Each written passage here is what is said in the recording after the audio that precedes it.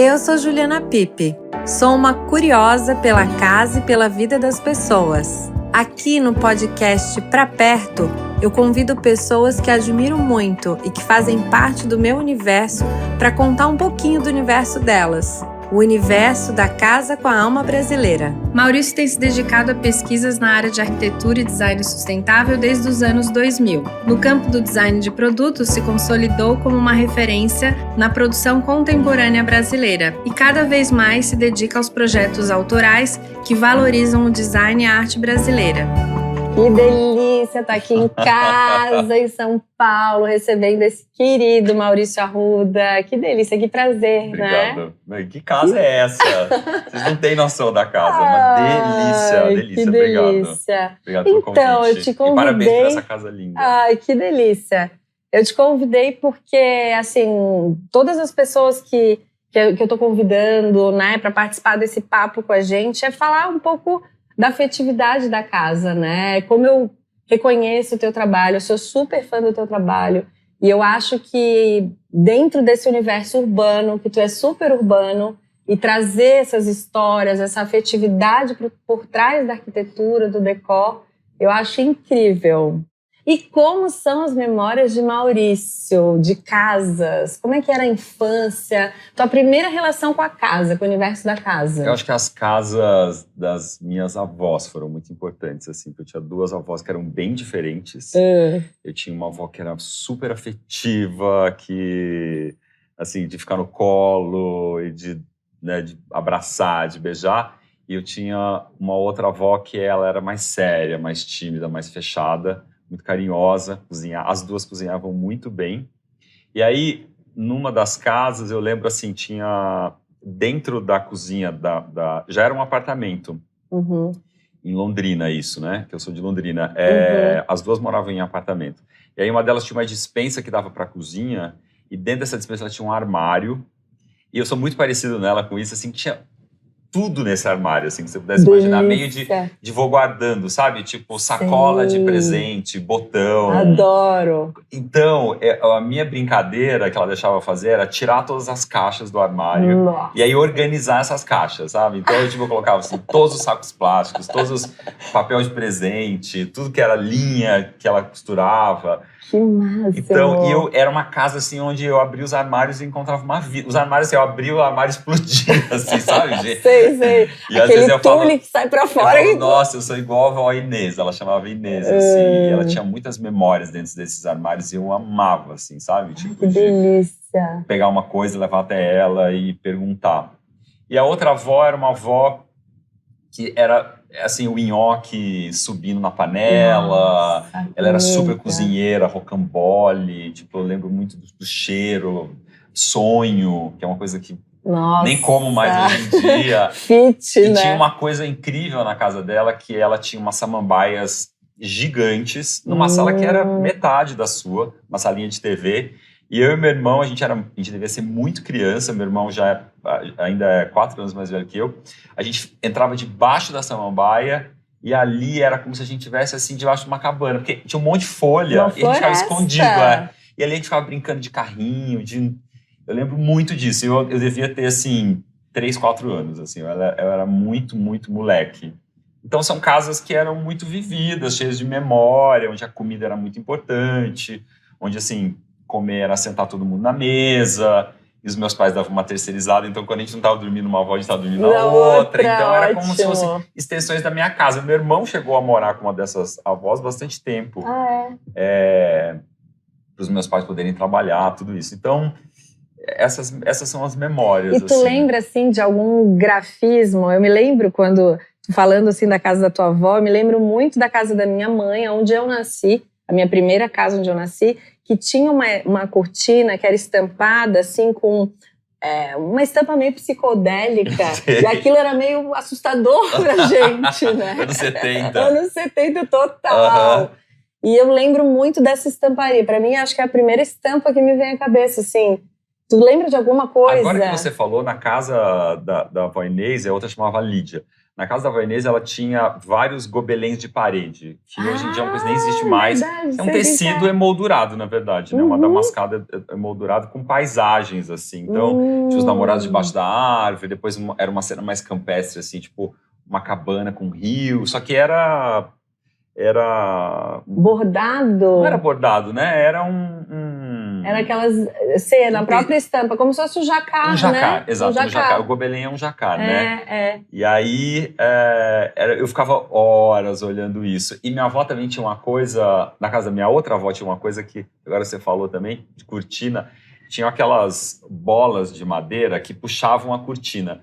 A cortina, antigamente, você não botava a mão na cortina. Claro. Tinha um elo. E aquilo travava. Não, a gente jogava aquilo assim. Nossa, ela ficava maluca. A gente aprontava muito na casa da minha avó, assim, porque podia, sabe? Minhas avós eram muito liberais nesse sentido. Tem uma história também muito engraçada, a gente brincando de guerra de travesseiro, e aí voou um travesseiro, assim, pela janela, eu lembro muito disso, e minha avó, você tá louco, não sei o que lá, foi lá na calçada pegar o travesseiro que a gente tinha. Ai, mas casa de vó é muito bom, casa de vó né? É muito bom, muito Eu bom. lembro também minha avó acordando, tirando o cobertor, porque a gente dormia na sala meio enjambrada, porque assim, a casa da minha avó tinha 3 quartos, então tinham as minhas tias que já moravam, o quarto da minha avó, né? Meu avô eu não cheguei a conhecer, então era tudo da minha avó. E a minha avó era um misto, assim, de rabugenta com, sabe, assim, ela não era muito de sorrir. Sei. Engraçado. E as minhas tias, as mais simpáticas, mais sorridentes, eu falei, olha, e a gente tem essas lembranças, né? E aí, pronto, aí passou-se anos e anos e anos, o Maurício se forma, é arquiteto e tudo mais, e a primeira casa do Maurício. Tipo, saí da casa dos meus pais, e aí? Eu demorei muito pra sair de casa. Na verdade, eu falo que a minha família saiu de casa e eu fiquei, porque foi uma história muito louca. O meu pai faleceu muito novo, muito, muito jovem, com 40 e poucos anos, e era só eu, ele, meu irmão e minha mãe. Depois meu irmão casou muito jovem também, saiu de casa e ficou eu e minha mãe. Sim. E por conta de minha mãe ter ficado viúva, ela começou a trabalhar. Ela era uma dona de casa que foi pro mercado de trabalho super tarde, com 40 anos. E ela começou a trabalhar muito, e num desses trabalhos ela acabou se mudando do país. Ela foi morar na Itália para trabalhar para uma empresa que tinha uma filial lá. Então todo mundo saiu, eu fiquei. Nossa! Eu não saí de casa, foi a casa... eles que saíram de mim. E aí teve esse momento, foi muito engraçado de estar morando sozinho na sua própria casa. E depois, só quando eu me formei mesmo, que foi...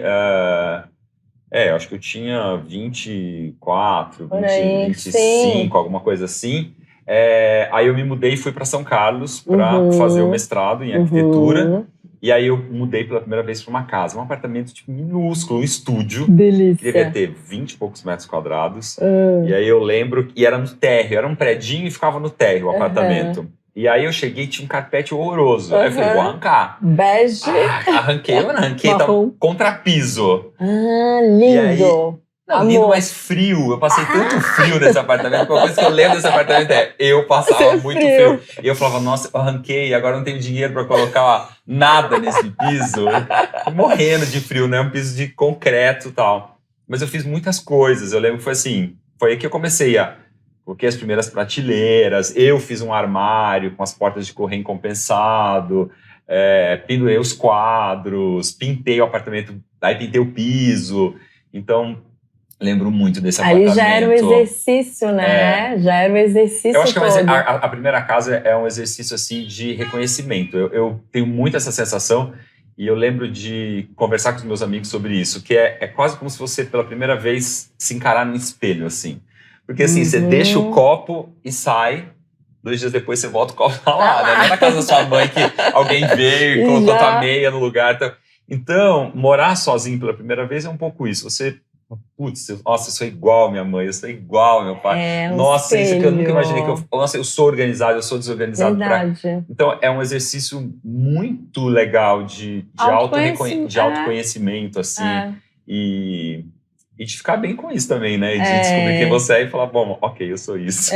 Feliz Vambora. Da vida. E aí foi, não parei mais. Aí fui mudando. E aí, me conta, foi mudando, e a cozinha tem essa importância? A cozinha é muito importante. Acho que a cozinha é o espaço mais importante para mim. Independente dessa história de a cozinha é o coração Essa da casa. casa, Eu acho que isso foi um aprendizado, assim, um dos aprendizados do Decora. A cozinha não é o coração da casa para todo mundo. Porque senão, eu pensava assim, senão todo mundo vai mandar um vídeo no Decora pedindo para transformar a cozinha. E para muitas pessoas é o quarto, porque são pessoas assim que têm uma ligação com a casa muito de reconexão, de ninho, de proteção, de descanso, de equilíbrio. Aí tem outras pessoas que é a sala, que tem uma ligação com relaxar, com estar com os filhos. Ou com receber. Com receber, com amigos, com tudo isso. Mas a cozinha, para mim, acho que além da cozinha, eu acho que a comida, para mim, é uma coisa muito poderosa, assim. A comida, ela é uma coisa que signo tu é mesmo? Espiritual, assim, Gêmeos. Quase, né? Eu sou touro, porque touro é babado da cozinha. Mas eu aprendi uma coisa com touro que é maravilhosa, que eu levo pra vida, que assim, eu não pulo refeição. Boa! Eu tinha um namorado que era touro. E aí, quando a gente começou a namorar, a gente foi viajar. Isso é muito tempo atrás. A gente foi viajar. E na viagem você não tem hora, né? Você vai andando. Agora vamos fazer isso, agora vamos fazer aquilo. Eu lembro que, assim, a gente tava começando a namorar. Ele falou, escuta, a gente não vai parar pra almoçar? Aí eu falei, vamos não parar. Pula a refeição. Ou senão a gente assim, tomava um lanche domingo. Não, mas isso aqui é a janta? E aí ele falava isso, eu não pulo refeição. E eu acho que eu aprendi um pouco isso. Mas tu cozinha? Eu cozinho muito. E eu acho que eu sempre cozinhei muito. E aí, um pouco antes da pandemia, eu tava numa fase de trabalhar muito. Eu tava fazendo Decora, 5 anos seguidos. Sim. Eu tinha terceirizado várias coisas da minha vida, tipo... E uma das coisas era a minha alimentação. Sim. E eu tinha ficado completamente... Eu tava triste com a minha alimentação, sabe? Sei. E aí, 2 meses antes de começar a pandemia, do dia pra noite, eu vi um documentário no Netflix, eu falei assim, eu vou ser vegetariano. Porque eu já comia pouca carne, e eu fiquei assim, encantado com os benefícios do vegetarianismo. Eu falei, amanhã eu não vou comer mais carne. Foi fácil pra mim, na verdade. Só que daí, quando veio a pandemia, que a gente ficou muito tempo dentro de casa, eu cozinhei muito, porque eu reaprendi a cozinhar, porque você tem que mudar, né? Você começa a aprender outras coisas, outros temperos e tal. Com certeza. Então, eu tenho uma ligação enorme pelo fato de eu ter mudado a minha alimentação, pelo fato de eu achar que é uma coisa assim que realmente você tem que colocar amor naquilo. Então, tem uma força, comida absurda. Para mim, é como se fosse uma... eu me desconecto completamente. Eu amo cozinhar. Eu amo... Outro dia um amigo foi jantar em casa e falou assim, nossa, além de me convidar para jantar, você fez a comida, não é delivery. Eu falei, não, isso aqui não é bagunça, né? Delícia, porque é um carinho, né? Eu acho acho que tem muito assim, né? O feito à mão, eu acho que assim, a minha relação com a arquitetura, com o design e com a valorização da nossa cultura brasileira, eu acho que todos os povos têm a coisa do feito à mão de algum jeito. E o que une todos os povos é o feito à mão da comida. Porque, independente do povo, independente de qualquer coisa, às vezes tu vai eu fui aí sertão afora, viagens com o Ronaldo, casas muito simples, em todos os aspectos, mas ali eles estavam te oferecendo o melhor. Então, assim, era a melhor galinhada, era o melhor que eles podiam te oferecer, né? Que feito ali, tirado da roça, de trás da casa, preparado aquilo. Porque eu acho que a cozinha, a comida, a gente pensa na pessoa que a gente vai receber desde quando a gente está pensando no supermercado. Então, assim, é um preparo quase que como quando tu vai viajar. Tu se prepara para aquilo, né? Quando é uma coisa assim, obviamente tem a cozinha do dia a dia, né? Eu digo, a minha geladeira aqui é maravilhosa, tu vai ver depois, é cheia, lotada, adoro. Lá em Floripa a minha geladeira assim, é ovo, manteiga, que não pode faltar. E assim, aí às vezes tem que ter uma kombucha, porque eu sou dessas também. Mas a cozinha é isso, assim. Eu acho que esse termo da cozinha, coração da casa, eu acho que em vários aspectos, né? A própria arquitetura da casa brasileira antiga já fazia com que isso acontecesse um pouco, né? Andando assim pelo Nordeste também, a gente vê que a casa é o lugar que tem mais lugares para sentar, por exemplo. Então é um lugar de permanência, que a cozinha, né? Não a casa, a cozinha é um lugar de permanência, né? Acho que a gente tem no Brasil cultura gastronômica, né? Então, é muito difícil você falar qual que é a comida típica do Brasil, porque a gente é tão grande que, assim, churrasco é típico, feijoada é típico, pão de queijo é típico, muqueca é típico. Então, tem muitas coisas, né? Tipo, a festa junina, eu amo a comida de festa. Eu amo comida de festa junina. Gente, e eu acho que tem a ver com memória, porque sabe, eu sou do interior do Paraná, então a festa junina sempre foi uma mega festa, onde minhas avós faziam pamonha, fazia curau, fazia tudo. Então, assim... E lá tinha quentão, porque do Nordeste não tem quentão, Maurício. Quentão, maravilhoso, quentão. Maravilhoso. Eu, assim, eu amo... E não é só eu gosto da comida, né? A gente não consegue desassociar a comida das lembranças. Então, e a gente tem muitas lembranças no Brasil relacionadas à comida. Eu acho que, assim, comida e música no Brasil são, de fato, coisas que constroem a nossa cultura. São importantes pra gente se reconhecer, pra gente saber de onde a gente veio. Sem dúvida. Tudo isso, então... E comida é amor no prato mesmo, sabe? É isso que você falou, você tem que pensar na pessoa. E a gente é arquiteto, assim, não é só fazer comida, né? É colocar no prato. Pode ser assim, arroz, feijão. Ontem à noite fiz couve, arroz e um tofu grelhado, assim, né? Que eu falo que é meu bichinho. Maravilhoso. Não, tem que estar bonitinho, sabe? Tipo, é trivial, mas é isso. Eu acho que... Gente, é visual também, né? Então, assim, eu começo os projetos, pelo menos nas minhas casas, você começa a primeira coisa, a cozinha. Como vai ser a eu cozinha? ia te perguntar. A cozinha, pra mim, é muito importante. Que delícia. E as histórias todas, né, que tu já ouviu ao longo desses anos todos, o Decora. Porque é isso, assim, dava pra perceber, e dá pra perceber no teu trabalho, hoje em dia, ainda mais forte com isso, que o que importa mesmo são as histórias. Tu vê que tu chegou aqui, tu já identificou que tem uma viga, que aqui, ó, ela já resolveu um problema, né? O que poderia ser um problema virou um atrativo, quer dizer, é muito lindo esse mapeamento, né? Que o que importa são as histórias, né?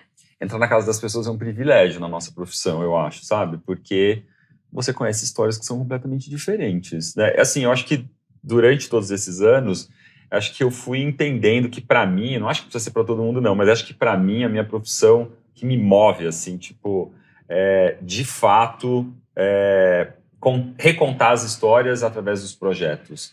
Porque eu acho que eu ia encher o saco de ter que contar toda vez a minha história, o meu repertório, a paleta cromática que eu gosto, os materiais que eu gosto, os móveis que eu gosto. Então, me desafiar a contar a história, a melhor versão daquela pessoa através da arquitetura, acabou virando o que é a todos. Por isso que a todos a arquitetura chama a todos a arquitetura. Acabou norteando o que é o nosso trabalho, sabe? Acho que ali um momento ali da carreira que eu percebi que a gente estava muito querendo... Estava correndo o risco de o escritório virar uma linha de produção, eu acho. E falei, putz, não é isso, né? Eu acho que a carreira não é... A nossa profissão não é isso. A nossa profissão é valorizar, é fazer as pessoas olharem nesse espelho que a gente falou, né?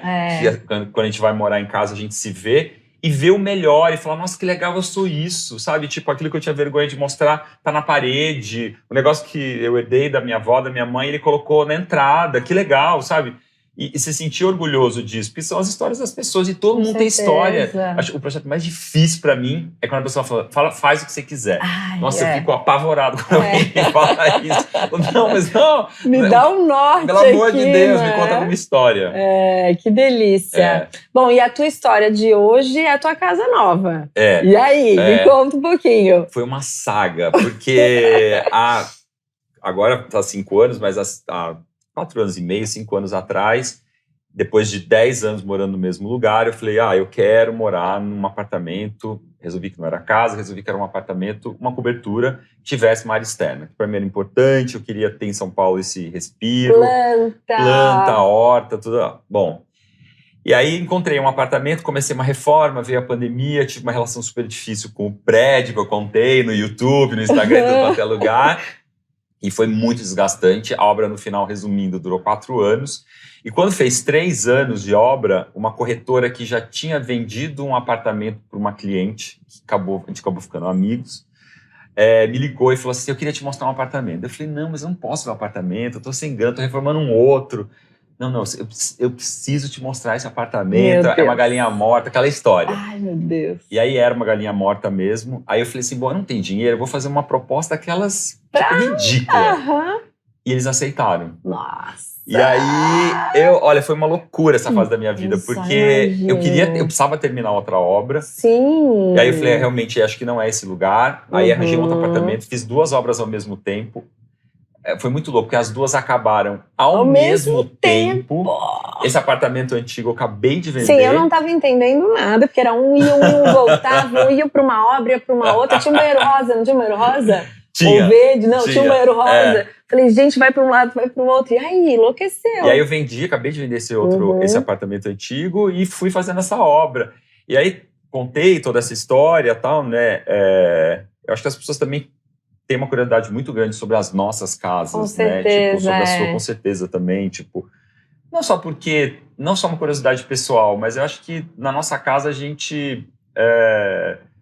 É esse laboratório de experimentação, né? Então é onde a gente expressa de uma maneira mais experimental o nosso trabalho, mais autoral o nosso trabalho, mais genuíno o nosso trabalho. Eu acho que quando a gente faz o trabalho para o cliente, para as pessoas, o cliente, a gente é só um instrumento, na verdade, né? De traduzir aquele universo. Às vezes ele não sabe o que quer, mas sabe o que não quer. E aí também é muito bom para a gente saber o que ele não quer. Sim. E eu acho que as nossas casas, o nosso universo traz tudo isso, né? Toda a nossa memória de quem a gente realmente é. Né? E tem coisas que a gente faz na nossa casa que também não vai fazer na casa do cliente. Não, a gente faz tanto casa pros outros que às vezes as pessoas, né, vocês ficam perguntando, tipo, ele faz tanto pros outros, como que vai ser a dele, né? Exatamente. Então é isso. Acho que tem essa curiosidade mesmo, uma curiosidade normal. E aí é isso. E aí mudei, né, no começo do ano, mudei para essa casa, estou super feliz. E o cantinho preferido dessa casa nova? A cozinha, né? A cozinha é o canto preferido. Mesmo com o jardim, com a varanda, com o terraço, com tudo. Não é nem um canto, né? Na verdade, nesse apartamento eu quis fazer uma coisa assim. Pra você ter uma ideia, você entra pela cozinha, né? Tipo, eu botei a cozinha na entrada. Assim, a entrada da casa tem que obrigatoriamente entrar pela cozinha. Então, tem que passar pelo meio da cozinha. Pra mim, foi muito significativo isso, sabe? Eu quis fazer esse layout, porque eu falei, não, pra entrar em casa tem que passar. É por aqui que o negócio... Delícia. E eu gosto mais do lugar que eu tô o tempo todo, mas sim, eu tô amando, assim, ter o terraço. Eu acho que é um privilégio em São Paulo poder ter isso. Sem dúvida. Tenho horta em São Paulo. Tipo. Delícia. Que tem tudo a ver com a cozinha. No final, tu fez um terraço pra finalizar a cozinha. Pra cozinhar. Pra cozinhar. E que mais? Bom, uma pergunta que eu tô perguntando para todos os meus amigos queridos que passam por aqui, que é o que não pode faltar na tua casa? Amigos, né? Gente. Eu gosto de casa. Eu acho que, para mim, as minhas conquistas, a minha casa, faz muito sentido se eu puder dividir, sabe? Eu não tenho muito tesão de ficar sozinho, curtindo a minha casa sozinho. Claro, eu tenho esses momentos, mas eu saio do corpo, assim, quando a casa tá cheia, sabe? Eu também. Quando os amigos vêm e sentir que os amigos estão à vontade. Então, eu acho que eu faço casa também para os amigos poderem abrir a geladeira, saber onde está o copo. Então, eu falo, pega aí, vai abrindo, vai que você acha. Sabe? Tipo, não, tô com frio, vai lá e pega uma blusa. Bebi muito, tô com sono, vai lá na cama e dorme.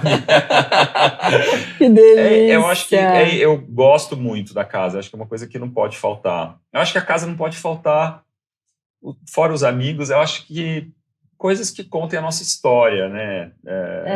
Eu acho que eu sou... Hoje em dia eu chamo de acervo, não chamo de acúmulo. É muito Mas tem muita coisa que bom. você vai ganhando, garimpando, encontrando. E de uma casa para outra tu foi levando? Eu acho que com a idade a gente vai reciclando também, né? Mas eu acho que o garimpo para mim tem um valor inestimável, assim. Eu priorizo 1 milhão de vezes mais comprar aquele banco que eu amo usado do que eu comprar aquele banco novo. Eu assim, também. Eu acho que tem uma bagagem, assim, de história que eu prezo muito, assim, sabe? Eu gosto muito dessa casa que tem uma manchinha no piso, eu também. que sabe, que não é essa casa séptica. Eu acho que a casa, ela é viva. Eu falo para os clientes, o cliente fala, vai manchar? Eu falo, não, vai envelhecer bem. Adorei, amei, é o que a gente quer nessa vida. É envelhecer bem, a gente vai manchar, a gente vai enferrujar, exatamente. A gente vai enrugar, né? E a casa também é vivo. Mas tem coisa que envelhece bem, tem coisa que envelhece mal. É verdade. E eu gosto dessa casa, que tem... E nada reproduz, não tem 3D no mundo que reproduza, né? Projeto em 3D aí, para quem sabe o que a gente está falando, o aspecto de uma madeira envelhecida, de um móvel envelhecido, aquela história, né? Eu acho que hoje uma grande dificuldade no nosso trabalho é justamente essa estetização, essa perfeição Exato. absoluta que os 3Ds, por exemplo, mostram para o cliente e cria-se uma expectativa de uma casa perfeita que, na verdade, não existe. Essa casa perfeita não existe, né? A casa de verdade, ela é uma casa que vai envelhecer, que ela vai ter marcas do tempo, e essa história é a coisa mais preciosa. Sem dúvida. Né? É aquilo que a gente valorizava na casa das nossas avós. Tipo, aquilo que a gente gosta, na verdade, a gente acabou perdendo e não valorizando mais. Eu acho que a gente tem que ir atrás desse resgate e saber entender que a casa, assim, é um organismo vivo e ela vai contar esses momentos que você viveu e tá tudo bem. É isso mesmo. Bom, eu ficaria aqui, ó, horas e horas. Maurício veio do voo, disso, de aquilo e Mas vai... já terminou, não? Ai, gente, tem que terminar, uma hora tem que terminar, né? Mas assim, já falei pro Maurício, tu gosta de música? É o seguinte, aqui a primeira coisa que eu fiz foi alugar um piano. Eu não tinha nem sofá pra sentar, nem cozinha, nem nada, mas eu já tinha um piano aqui em casa. É verdade, o piano tá ali, ó, atrás da câmera, é verdade. E é isso, pra mim o que não pode faltar é música, é alegria, é movimento, é gente, né? Quero fazer muitos encontros aqui em casa. Por favor, me convide. Porque é isso, a casa, as pessoas me perguntam, eu já acho que eu já falei até em outro podcast, às vezes o cliente é assim, então posso te pagar a última parcela quando finalizar o projeto? Eu falei, mas quando que uma casa finaliza? Essa é a pergunta, a casa não finaliza, a casa, ela se transforma, né? Os clientes vão ver a gente vão ficar loucos de ouvir isso. Eu acho que a casa, ela é uma estrutura, e é isso que eu tento fazer nos projetos, é uma estrutura para essa transformação ser contínua, sabe? A casa flexível é essa casa que vai se transformando quando nascer um filho, quando um filho sair de casa, quando esse casal se separar, quando você sair de uma casa enorme para uma casa menor. É essa estrutura que a gente tem que criar para os clientes para que dê conta das transformações da vida. Isso que é casa flexível. Essa casa que mudei, consigo levar tudo. A minha casa aumentou de tamanho, agora eu recebo mais, agora eu recebo menos. E a casa deu conta. É esse projeto que eu gostaria de fazer para todos os clientes. É isso, porque a vida muda. A gente muda o tempo todo. Graças a Deus. Que bom! Obrigada, obrigado, viu? Querido. Amei. Amei também. Agora a gente vai o quê? Pra cozinha, né? Bolinho de fubá, cafezinho, no lugar melhor da casa.